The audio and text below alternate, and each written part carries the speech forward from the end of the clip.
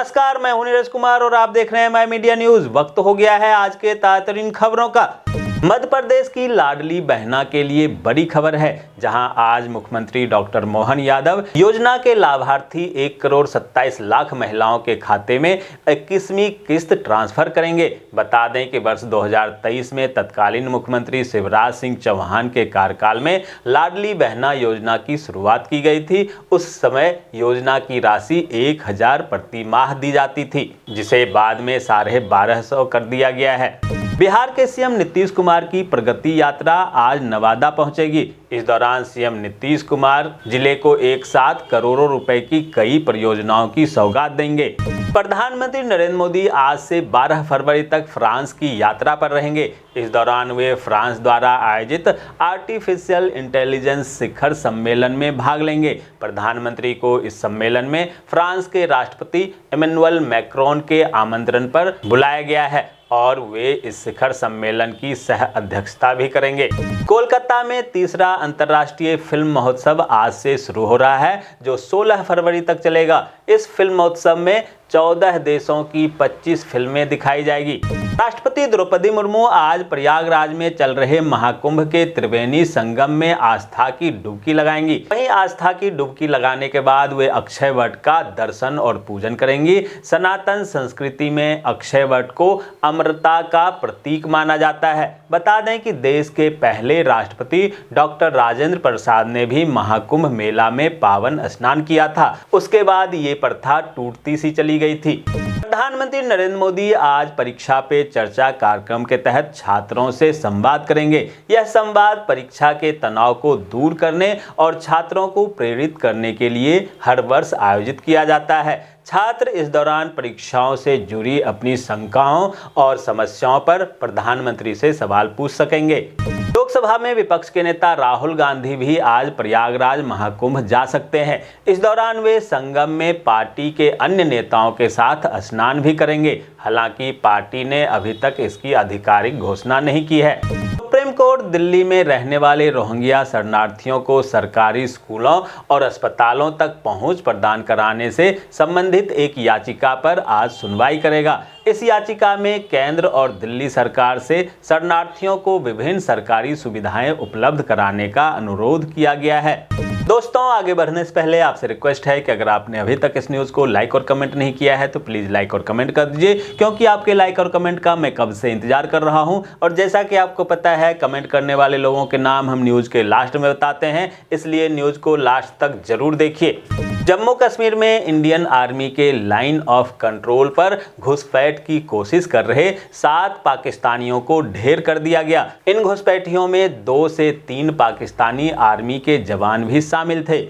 महाराष्ट्र में operation tiger को लेकर जमकर सियासत हो रही है, जहां शिवसेना शिंदे गुट के नेता ने दावा किया है कि उद्धव ठाकरे गुट के नेता राजन साल्वी के साथ साथ 2 पूर्व विधायक सुभाष बाने और गणपत कदम जल्द ही शिंदे गुट में शामिल होंगे।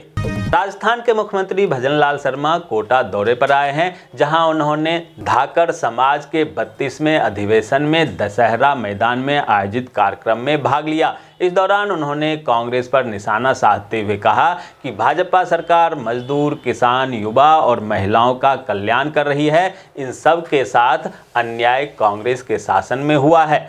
गुजरात के सूरत में एक रेस्टोरेंट में काम करने वाली महिला ने मालिक को हनी ट्रैप का शिकार बनाया। इसके बाद धमकियां देकर लाखों रुपए वसूले। वहीं रेस्टोरेंट मालिक इतना तंग आ गया कि उसने नदी में छलांग लगा दी। वहीं छलांग लगाने से पहले उसने एक वीडियो बनाया और अपनी पीड़ा बयां की। अब पुलिस उस महिला की तलाश कर रही है। प्रयागराज महाकुंभ मेला 2025 में श्रद्धालुओं की भारी भीड़ उमड़ रही है, जिससे शहर और आसपास के इलाकों में भयंकर जाम लग गया है। प्रयागराज लखनऊ हाईवे, नवाबगंज से मलका और हंडिया कोखराज नेशनल हाईवे पर वाहनों की लंबी कतारें लगी हुई है। श्रद्धालुओं को पैदल चलने में भी दिक्कत हो रहा है। बता दें कि अब तक महाकुंभ में 43 करोड़ लोगों ने आस्था की डुबकी लगाई है।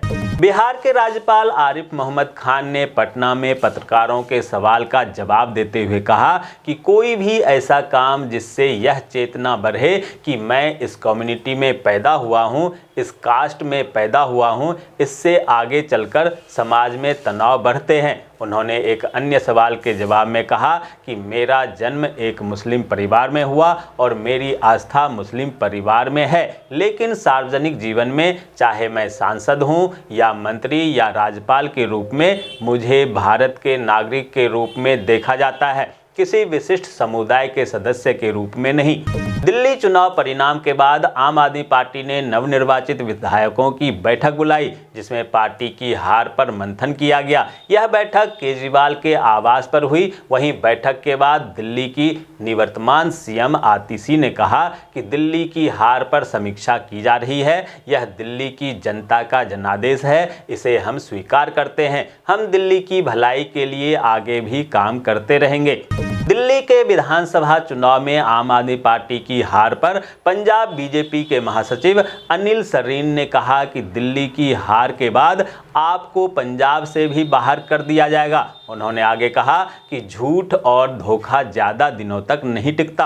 हरियाणा और महाराष्ट्र के बाद भाजपा को दिल्ली में मिली प्रचंड जीत, जो गोहाना की जलेबियों की चाशनी से लबालब हो गई। जहां मुख्यमंत्री नायब सिंह सैनी ने अपने कैबिनेट के मंत्रियों के साथ नई दिल्ली में स्थित हरियाणा भवन में न केवल स्वयं जलेबियां बनाई, बल्कि पूरे दिन जलेबियों का भंडारा भी लगाया। बता दें कि मुख्यमंत्री नायब सिंह सैनी ने दिल्ली में चुनाव प्रचार के दौरान भाजपा की जीत का दावा करते हुए कहा था कि वो जलेबी का भंडारा लगाएंगे। देहरादून में 38वें राष्ट्रीय खेल में 12 साल के कठिन संघर्ष के बाद बंगाल की 55 वर्षीय लॉन बॉल खिलाड़ी बीना शाह ने एक स्वर्ण पदक और एक कांस्य पदक और उनकी बेटी किंजल शाह ने 2 रजत पदक प्राप्त किए, तो उनके लिए यह किसी बड़े सपने के पूरे होने से कम नहीं था। झारखंड में विकास की योजना बनाने का जिम्मा जिस विभाग के पास है, वह हाथ पर हाथ धरे बैठा है। जहां योजना विभाग शुरू से ही हर वर्ष वार्षिक रिपोर्ट तैयार करता है, लेकिन पिछले कुछ वर्षों से यह रिपोर्ट तैयार नहीं हुई है। इससे कहीं न कहीं विकास कार्य प्रभावित हो रहा है। छत्तीसगढ़ में बिलासपुर जिला मुख्यालय से 11 किलोमीटर दूर लफोंदी गांव में जहरीली शराब पीने से 3 दिन के भीतर 8 ग्रामीणों की मौत हो गई। वहीं प्रशासन ने अब तक जहरीली शराब से मौत की पुष्टि नहीं की है। प्रशासन ने कहा है कि 1 की मौत सर्पदंश से, 3 की हार्ट अटैक से और 4 अन्य की विवाह आयोजन में फूड पॉइजनिंग से हुई है। अधिकारियों की टीम मौके पर पहुंची है और जांच में जुट गई है।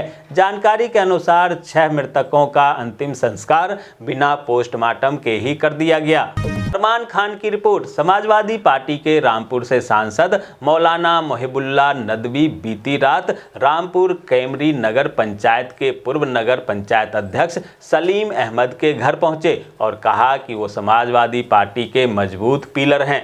दिलीप मिश्रा की रिपोर्ट। प्रयागराज में चल रहे महाकुंभ में स्नान के बाद श्रद्धालुओं का हुजूम अयोध्या धाम दर्शन के लिए निकल रहा है, जिस कारण अयोध्या में भारी भीड़ को देखते हुए सुल्तानपुर पुलिस ने अयोध्या बॉर्डर कुरेभार थाना क्षेत्र के पूर्वांचल एक्सप्रेसवे एवं कुरेभार कस्बे के मुख्य चौराहे पर बैरिकेटिंग लगाकर अयोध्या जा रहे वाहनों को रोक दिया, जिसके बाद श्रद्धालु आस पड़ोस के ग्रामीण रास्ते से होकर अयोध्या की तरफ बढ़ने लगे। वहीं करीब 3 बजे के बाद अयोध्या जिले के बीकापुर से संबंधित दरोगा राजेश पटेल ने कुरेभार चौराहे पर लगा बैरिकेटिंग को खुलवाकर वाहनों को अयोध्या की तरफ रुख किया। दोस्तों, मैं देख पा रहा हूं कि आप में से बहुत सारे लोगों ने इस न्यूज़ को लाइक किया है और कमेंट भी किया है, लेकिन अभी भी कुछ लोग बाकी हैं जिन्होंने न्यूज़ को लाइक और कमेंट नहीं किया है। उनसे भी आग्रह है कि प्लीज़ प्लीज़ प्लीज़ वे भी न्यूज़ को लाइक कर दें, कमेंट कर दें, साथ में शेयर भी कर दें। ये थी आज की ताज़ा तरीन खबरें। ऐसे ही खबरों से अपडेट रहने के लिए चैनल को सब्सक्राइब कीजिए, नोटिफिकेशन बेल को दबाइए, वीडियो को लाइक कीजिए और ज़्यादा से ज़्यादा शेयर कीजिए, ताकि आप और आपके जानने वाले रह सकें देश और दुनिया के तमाम खबरों से अपडेट।